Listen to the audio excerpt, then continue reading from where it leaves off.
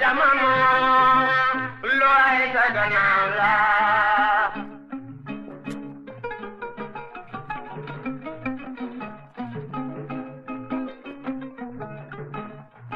bëgg naa la bëgguma la jarul coow nan booloo looy sa gannaaw la mbokk yeeg xaritu auditeurs yi salaamualeykum maa ngi leen di nuyu kenn ku nekk ci sa tur ak sa sant boole ci di leen ziar di leen dalal ci seen émission xew-xewu jamono di nuyu tey siyaare tey jox cër bu mag Alaaji Ibou Fall salaamualeykum wa rahmatullah. Boubs maa ngi lay nuyu di nuyu kilifa Mohamed Kandji parce que xam nga xale yi léegi ñoo yor dëkk bi da nga leen di moytu di naxanteeg ñoom. nuyu say auditeurs say internautes ak say téléspectateurs. mbaa yaa ngi am jàmm. ah foog naa de. naka 1er mai bi fête du travail bi. ah ñun daal liggéey nañu patron yi ñoom ñoo toog seen kër di nooyal. dañoo ñun surga xam nga surga day xam boppam. waaw da ngay ñëw liggéey balaa ñu la fiy dóor ay mise à pied ak yooyu dégg naa temps yi yooyu rek ngay xaar dañu la doon jëw nga jàpp ñu. da ngeen ma doon jëw ma jàpp leen. man dama wàcc aéroport Londres waa ji ne ma ay Boubs waaw kaay ñu photo waaye ñu photo karaj mu ne ma mais Ibou Fall la nga lay seet de ma ne ko nga ma ne ko mais Ibou Fall la nga lay seet tey ci suba léegi rek. nit ñi mën a nettali rek. Ibou Fall la nga lay seet. yaa ngi am jàmm. ça va et toi. merci beaucoup Alaaji Ibou Fall damaa bëggoon ñu ubbee li nga xam nga talaata foncier la ñu waxtaanee woon ci corniche bi. mais dafa mel ni foncier mooy tàmbali li nga xam ni moom moo di liggéeyu nguur gi. càmbar lépp loo xam ne da di suuf da di foncier président demoon fi nga xam ni moom moo di ca Mbourkat nag boo koy dégg booy dugg boo jëlee. wetu àllu kañ. waaw kay boo jëlee autoroute à péage bi noonu bay waaj a yegg Thiès noonu. ci kii bi da ngay gis. forêt classée bi àll bu yaatu noonu. mu demoon xooli ko parce que la moo si campagne électorale bi waxoon na ni dégg na ni. ki nga xam ni moom moo di maire Thiès moo ko seet si woon ne ko joxe nañu ay proche de Macky Sall suuf yëpp. oula waaw moom wax na ko ci campagne électorale bi. ba noppi bi ñuy séddoo suuf si am ay nit ñoo xam ni dañoo am ay 20 hectares ñi ay 30 hectares ñi ay 50 hectares ñi ay 150 hectares. ñun fu sénégalais yi amee problème mu 150 mètres carrés ñii di am 150 hectares ak yooyu bon xaw ma nag ndax pour mbay la wala pour sàmm la wala pour agro business la. foofu dañ ñëwoon dañ koy def genre ville. waaw effectivement ak ay équipement ak yooyu. ay kër ak ay. waaw c'est ça. daal di si jox ci terrain yi jox ci mairie bu Thiès 120 parcelles dong lañ ci jox dong 120 parcelles ñi nga xam ne nag ñooy waa réew ma waa xaritu ñi nga xam ne ñoo nekkoon ci nguur gi daal. ku ne am nga ci lu bare mu dem nag ne moom da koy càmbar ba mu mët sëkk parce que promesse électorale la bu mu defoon ci campagne bi dafa mel ni un inspecteur des impôts et domaines.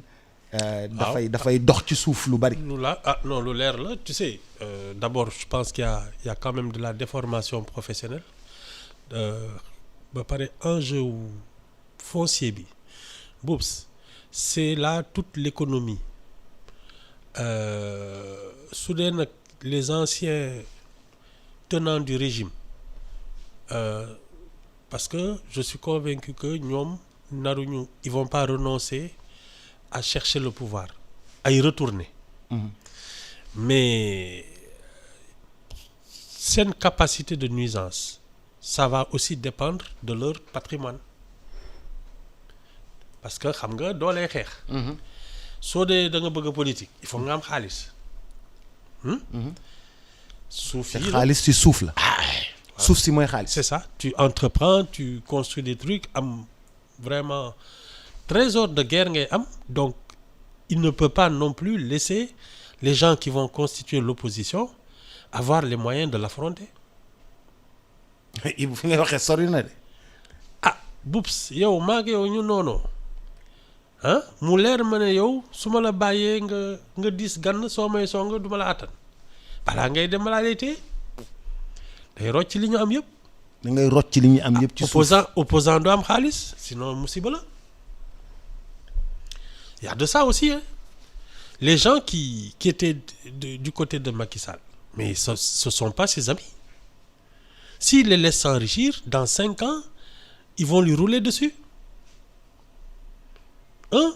De deux, bon, si en plus il y a eu des distributions yoo xam ne kenn xamul lu mu doon, mais boobu jar na seet parce que nag man jàpp naa ne les gens ont abusé de leur pouvoir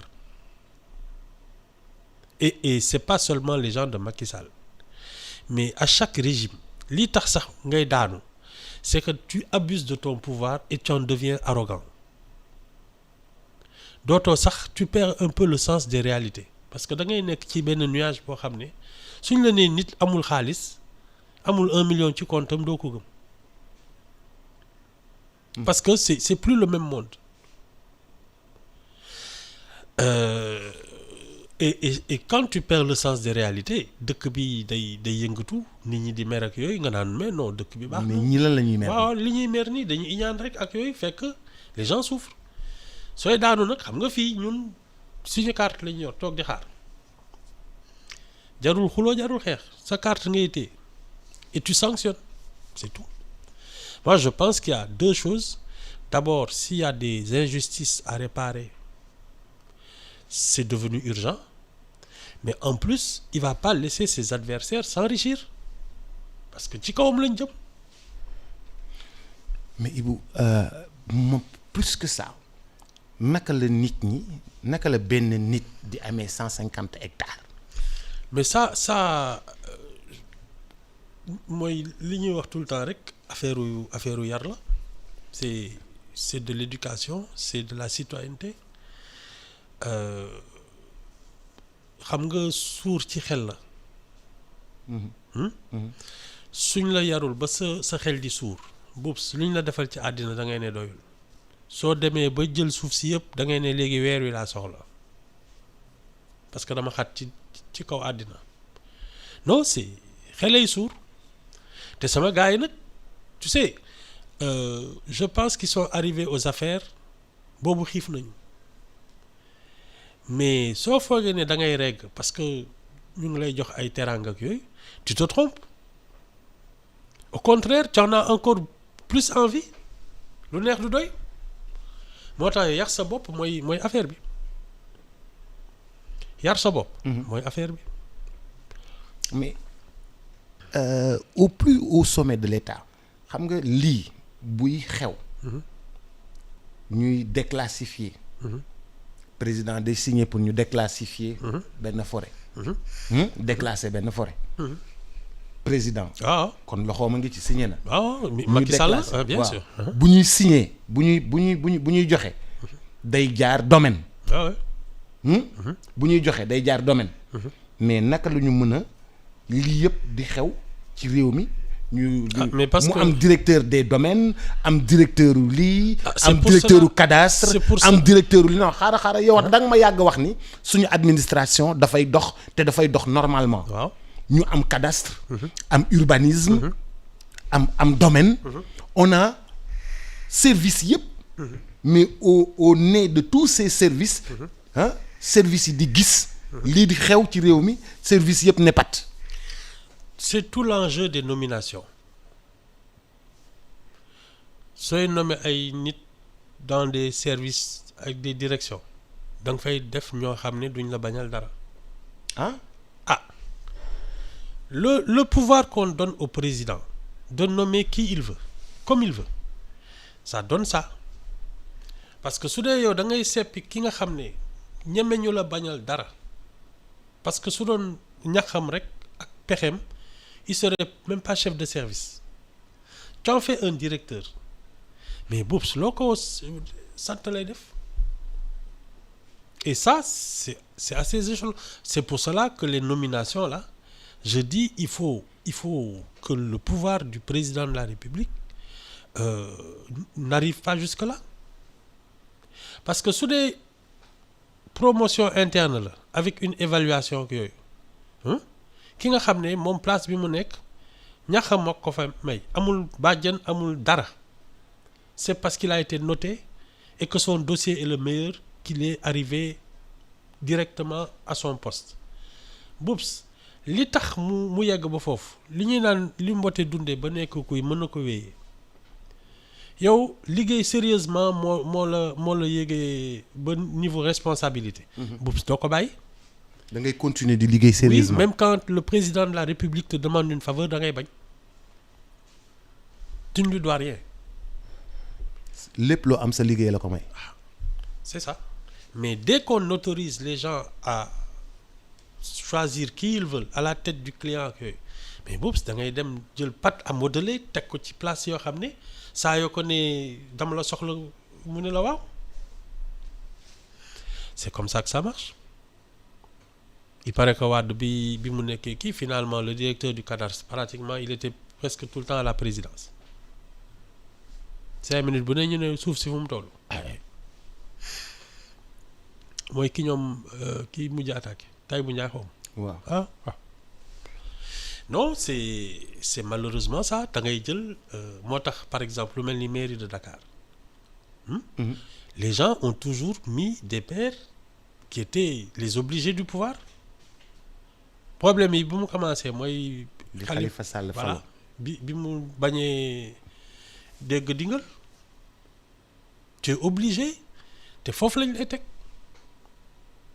mais jël une forte tête nii nga xam ne soo ko waxee mu ne la loi bi lii la wax man dañ ma fal sa yoon nekkul ci man loolu mooy njëkk a wàññi les pouvoirs exorbitants du chef de l'État. Nomination yi surtout dans la fonction publique on doit les faire seul parce que nous sommes en République c'est selon le mérite le dossier personnel kii du tardé. musuñ ko dugal ci benn njuuj njaaj. du feebar du tardé des dossiers yi muy traité ils sont irréprochables. mais koo koy jàll. mais yaa ma neex nga jël benn waay boo xam ne il n'avait pratiquement pas de qualification xamul sax kër gi ni mu bindoo. nga teg ko fa effectivement loo ko wax mu ne la yaa ko yéexal c'est ça hein? Mais service yi yëpp urbanisme cadastre domaine ñoom dañuy valider. duñu valider c'est le patron qui décide ça c'est la hiérarchie mais Boubs yow ñii nga wax Assemblée nationale les députés là qui ont été sur une liste nationale tu crois que sañ nañu wax lu contre seen leader c'est ça c'est le même principe fu ne c'est partout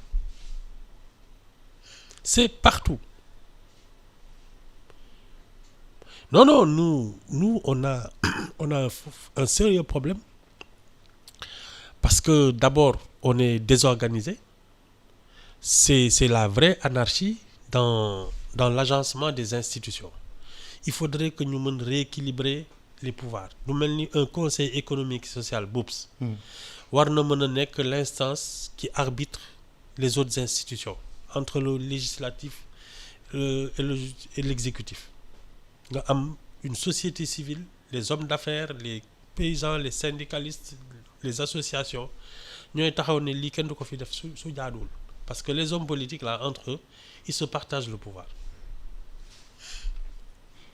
mais xam nga scandale foncier bu toll nii. non ouais, ça c'est pas le non. est-ce que mës na am. en pagaille et toi aussi. bàyyi li ngay wax Ayibou. non ku ñëw ñu jox la. non bu toll nii mës na am. si toi aussi. Ayibou non non ah li ñaata hectare. lii nii nu mu toll kenn xamu ko lii nu mu toll kenn xamu ko. non ouais oups non suuf moom yàgg nañ ko fi joxe loolu moom c'est pas.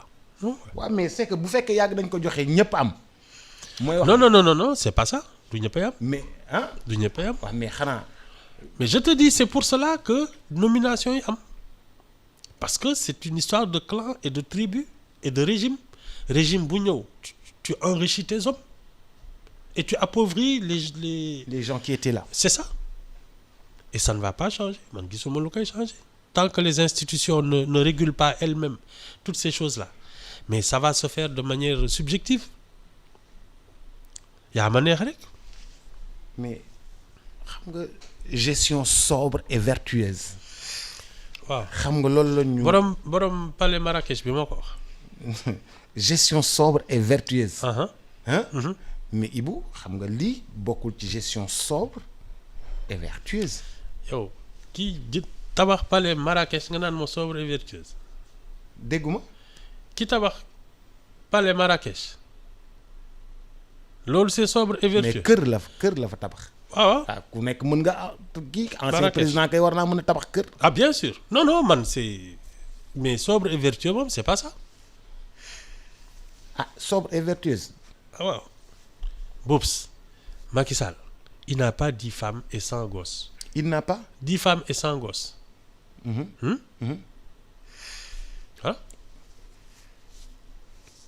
loo bëgg wax foofu. ah kër gu toll noonu biir Marrakech pour faire quoi alors que tu es dans un pays yow xam nga ni xel ne Sénégal bi c'est un pays sous-développé et que moom tolluwaayam actuellement war na mën a lancer des projets de développement pour son pays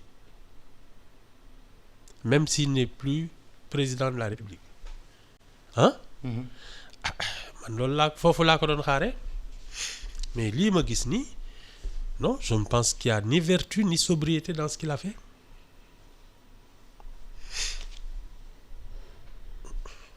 ah voilà. nguur gi. di soog a toog moom. nguuru suuf lay doon. bon de toute déformation façon professionnelle déformation professionnelle dina ci am. Et puis bon je ne pense pas que ça va changer Boubs. Le régime de Senghor les gens se sont quand même appropriés les domiciles surtout des tubaab fi tubaab yi dëkkoon. waaw ñi leen remplacer foofu la ñu. ñoo jël kër yooyu. waaw bi Diouf ñëwee. am na ñu ci pousse. mais am na ñeneen ñoo xam ne je pense qu'à la période de Diouf c'est surtout les Almadies qui ont été très peuplés et Sacré-Cœur. Voilà ku nekk ak soo ñëwee da ngay tu loges tes amis disons ça comme ça et je ne vois pas ce qui va changer. yow gisoo. non fii lépp nar a changer. non. ah non fooguma ko. Ce sont les privilégiés qui vont changer mais les privilèges ne vont pas changer loolu moom j'en suis convaincu. ba ñu yegg ca. Ibu ci beneen fànn rapport yi di taw. yëfu maanaam daal li nga xam ni moom moo di ba tey ci gestion sobre et vertueuse. yëf yi di génn Dakar Dem Dikk DG bi nee na defuma Prodac ñii nee nañ defuma kii nee nañ defuma rapport yi nga xam ne ci la Macky Sall tegoon concam. bi conc bi dindee ko. loo ci gis da ngay taf sa gémmiñ. Bon moi je suis prudent parce que en 82. waaw. 81 82 côté yooyu. xam nga Abdou Diouf a été 10 ans premier ministre. de Senghor. oui bi mu ñëwee à la présidence moom moo créé l'histoire d'enrichissement illicite. CREI. Il a été 10 ans premier ministre. Tout ce qui s'est passé sous sa responsabilité de premier ministre. terewul jël nañu ay nit def ci kaso bi naan sàcc lañu et cetera ñii ñu menacé leen naan soo yëngatoo ñu tëj la parce que ñu ngi say dossier. Wade quand il est arrivé en 2000 il a dit les audits wala déggoon loolu. dañuy auditer fii kii jël ñetti nit sànni ci kaso bi kii ñeneen ñi commencé transhumer négocier ak yooyu Macky Sall a fait la même chose du loolu. waaw. waaw enrichissement illicite jàpp fii xëcc Karim def ci kaso bi ñeneen dégg naa dañ doon dox guddi di ko négocier. Tu crois que ça va changer? Mais Ibou, ça doit changer. Ah waaw mais man de gisaguma ko fi. C'est la règle du genre da ngay ñëw tu règles des comptes kii ak yooyu ñi si des ñii régler ñii après ngeen commencé nag di seet naka la ñuy redistribuer les cartes parce que tout l'enjeu c'est la redistribution des cartes téye pouvoir bi quoi, c'est-à-dire le patrimoine, les postes clés ak yooyu pour exercer le pouvoir. C'est ça l'enjeu. Il y a rien de nouveau. Il y a rien de nouveau. Non. non Ibou da nga may jéem a démoraliser jéem a démoraliser mais bu fekkee ni Sénégalais yow li ma la wax 81 xaw ma 82. waaw affaire enregistrement illicite fekk na la fi. waaw ah waaw. dégg nga ko. dégg naa ko CREI bii nii. ca boobu la. waaw Abdou Diouf était premier ministre depuis 10 ans. muy doog a seet ne fii ay sàcc ngi fi. bi mu demee 2000. Ablaye Wade waaw. bi mu ñëwee lan la def. auditer jël yenn directeur de société yi. le soleil ak xaw ma lan. jàpp diw. oui auditer fii jàpp te diw ñi ci ñaar ñi on les a blanchis. c'est-à-dire qu'ils ont fait de la prison pendant 1 an. pour que après ñu leen vous n'avez rien fait. Macky Sall Karim Wade la fi jël tëj. te léegi ñu dégg naa comme Mburoog Sow il se parle tous les jours. dafa bëggoon par force mu bokk ci élection yi wala déggoo ko fi. ok hein ok. tu crois que ça va changer. mais Ibou ça doit changer. dafa war a changer. ah waaw su la neexee de non non li war laa lay wax. lii c'est que Boubs nous n'avons ce sont les citoyens sénégalais qui ne sont pas assez exigeants parce qu'ils sont pas assez travailleurs. xam nga dans un pays où tout le monde travaille gagne sa vie honnêtement sans attendre des aides des xam nga des faveurs ak yooyu. mais Boubs kenn yabu leen. Personne n'ose faire des choses comme ça parce que les gens vont te dire mais toi tu te fous de la République moomuloo ñu. mais su dee les gens qui aujourd'hui pensent devoir s'enrichir ou ceux qui ne travaillent pas et vivent de subventions. Mais ñooñu ils n'ont même pas l'esprit à s'opposer à quoi que ce soit.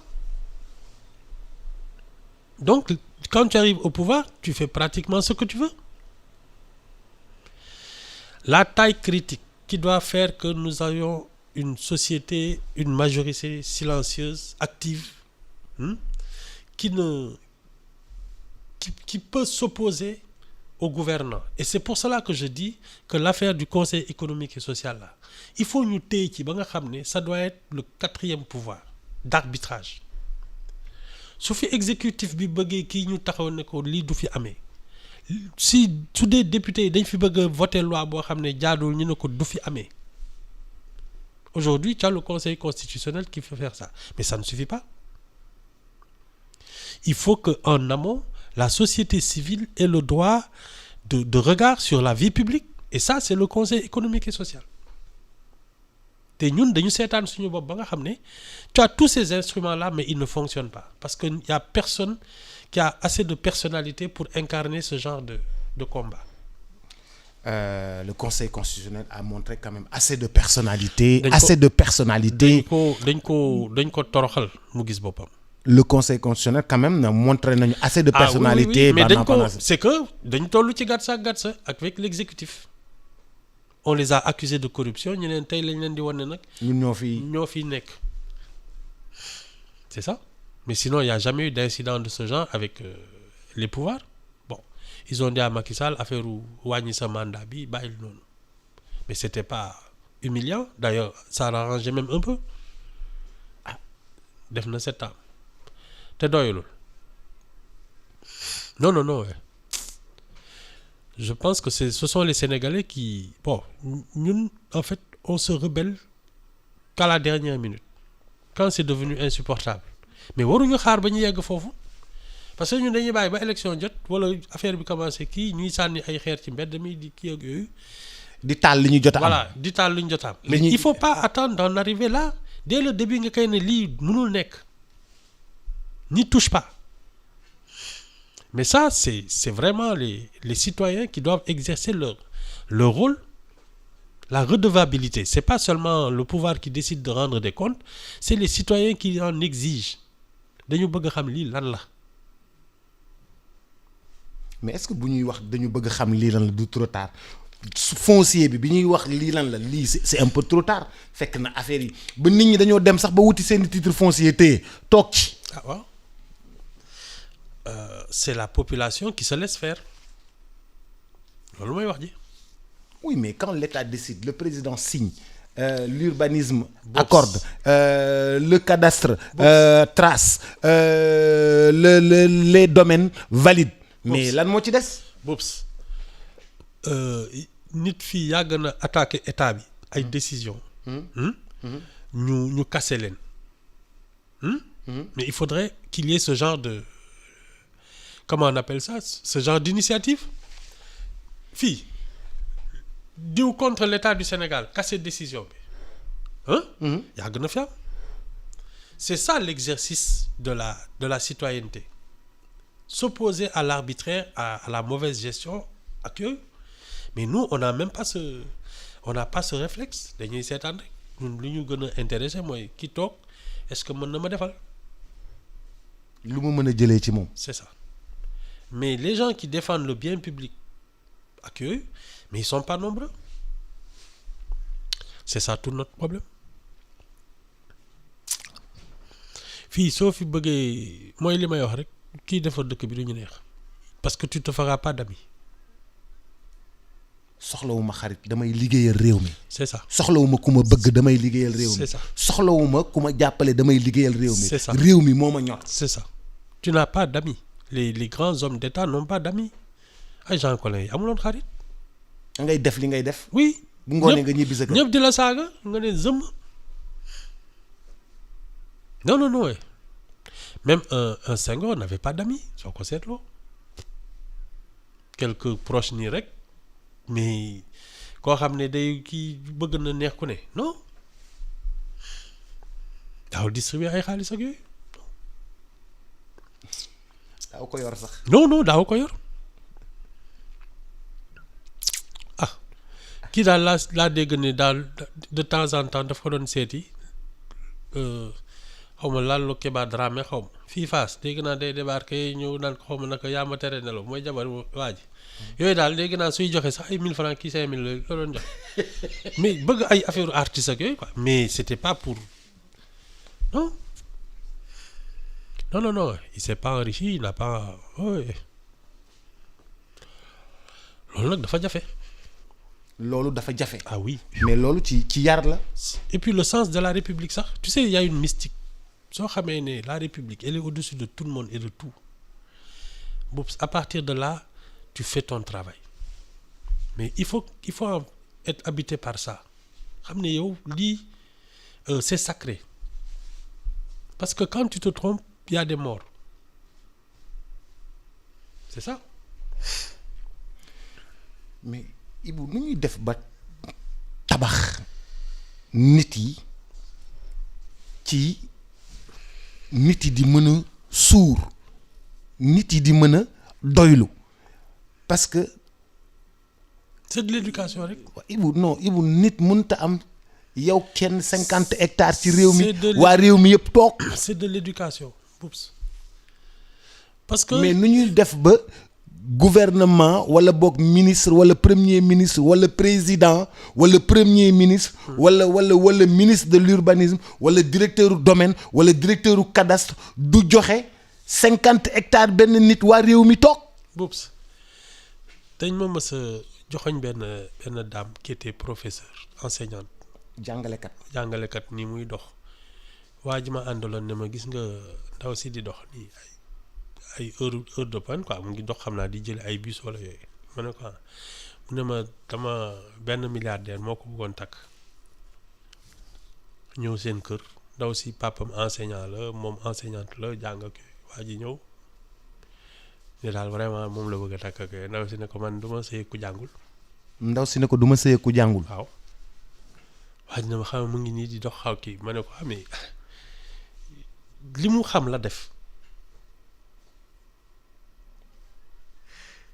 ñëpp naan kii dafa dof mu neen man du ma sëy ku jàngul man dama jàng tu sais c'est de l'éducation. éducation. c'est pas autre chose.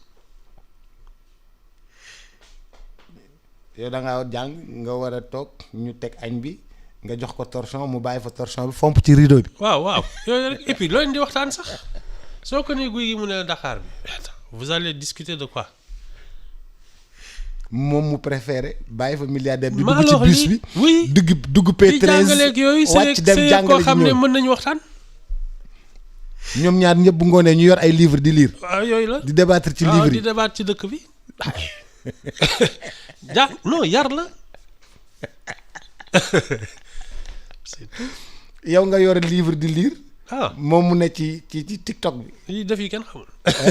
non c'est ça hein. non c'est de l'éducation c'est pas autre chose. am na ñuy yaree noonu.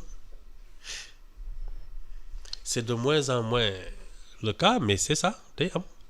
moi je suis convaincu que ñi ñuy yar mën nañ leen dénk toutes les surfaces de kii ak le trésor yëpp duñ ci laal leen parce que ça ne signifie rien pour eux sax. ça veut dire que da nga ñu bëgg a wax yar leen seen doom wala nit yi dañoo war a yaru. wala nit yi dañ leen war a éduquer bu baax yow loolu nga ñu bëgg a wax yar leen seeni doom. man je pense que la première forme de citoyenneté. et même le plus fort acte politique mooy nga yar sa njaboot parce que dina tax xale yi suñu yaroo dëkk bi day normal. xale yëpp bu ñu yaroo dëkk bi day normal. mais bien sûr les choses se passent normalement léegi nag malheureusement jamono dox na ba nga xam ne am na ay waajur yu mënul dékku jamono ji parce que tout les dépasse mais yow mii nga xam ne yaa ngi ci dëkk bi war a nekk njaacaar soo demee bu mu wër ne yow say waajur ils étaient dépassés par leur époque am na yoo xam ne xamuñ ko mais yow yaay yar sa bopp encore que quel que soit ton niveau d'instruction am na yoo xam ne bubs soxlawul ñun ngay jàng pour xam ko nit da ngay nekk ci dëgg da ngay def loo xam liggéey ba ñu dugg ci lu soo yoon nekkul mu jeex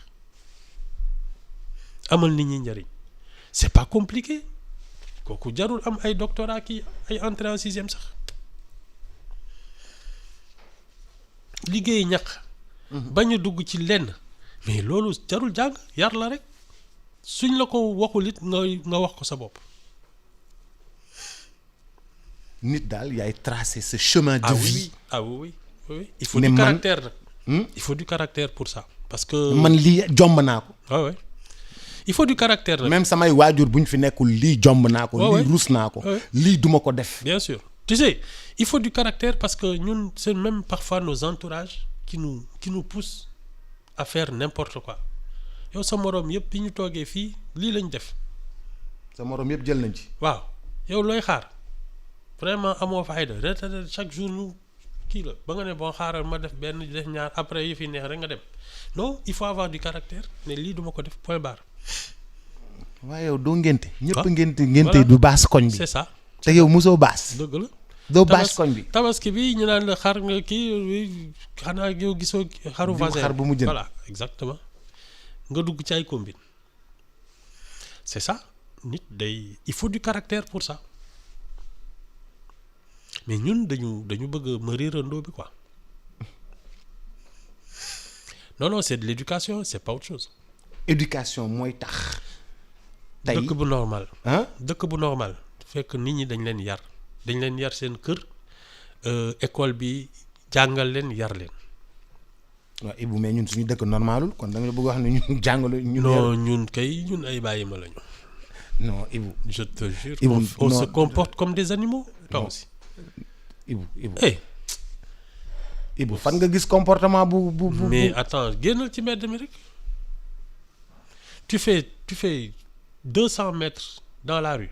di nga gis ko la jaaxal.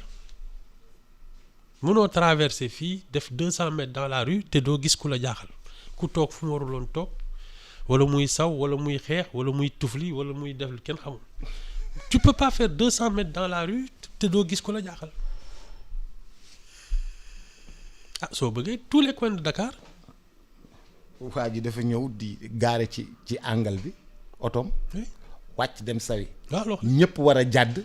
ñëpp taxaw di ko xaar mais bien sûr ay 40 oto taxaw di ko xaar. c'est ça moom mu dem sawi ñëw. te ku ko wax mu saaga la gars yi di cornet ci ginnaaw. mu naan leen waaye may leen ma waay. dëgg la c'est comme ça. taxaw te ci angle bi. Oui. bu avancé woon tuuti rek nit yi dañ mën a. dafa jaar warul taxaw sax di saw laa la wax Boubs nga naan ma su avancé woon tuuti. ay 40 oto def benn kër bu ngand. je te dis. ñi ngi xool ñu naan ñëpp naan lan la ndax accident la ñu ñëw xool. Dara. fekk waa ji dafa gaare woon. Oui, oui. dem sawi Ah oui. yore benn butéelam bu ndaw. maa la wax lii. Hein? ñoom ñëpp dañuy doxante dem seen butéel bu ndaw. lonk ci garab gi. Hein? dellu siwaat ah. juug caaya bi. non pantalon sax la sol pantalon sax la sol. ah c'est ça hein andi ah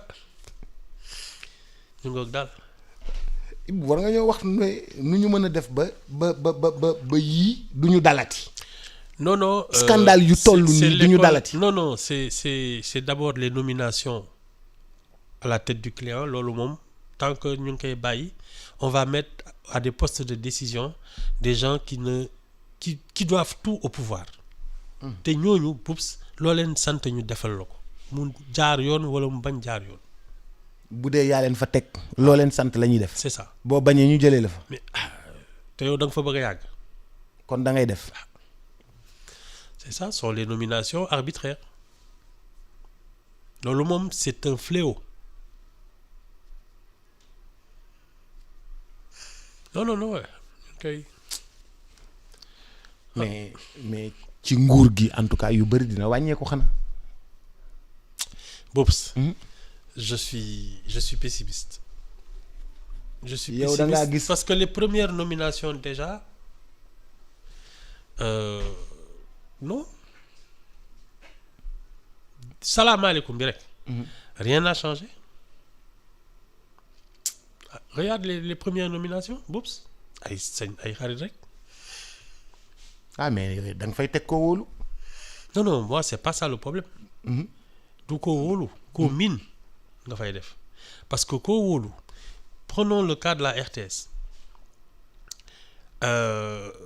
Tu as des journalistes soo seetee seen dossier foofu ils ont peut-être fait 30 ans dans la maison.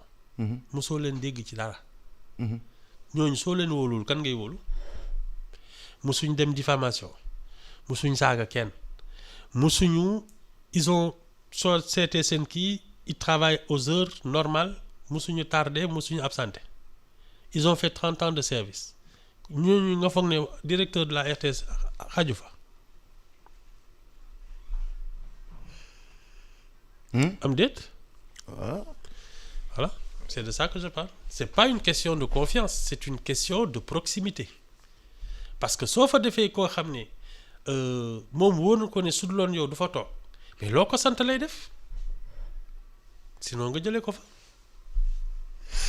au revoir monsieur Fall. waaw ba semaine prochaine. incha allah di ko gërëm bu baax a baax di ko sant yéen it di leen gërëm bu baax a baax di leen sant xew-xew jamono di leen gërëm bu baax a baax di leen sant di xaarandi incha allah El Hadji Mouhamadou Kandji bu suba ak ki nga xam ni moom moo di professeur Mbaye Thiam di jaale Sénégal yëpp ci El Hadji Gaston Mbengue levée du corps bi léegi nii 10 heures fa la ñuy dem directement ca hôpital principal ci levée du corps bi di massawu Sénégal yëpp. di massawu Makan Mbeng di massawu axlu làmb yépp jërë ngeen jëf. Transfert d'argent bi di Kpay transfert d'argent par code paiement marchand par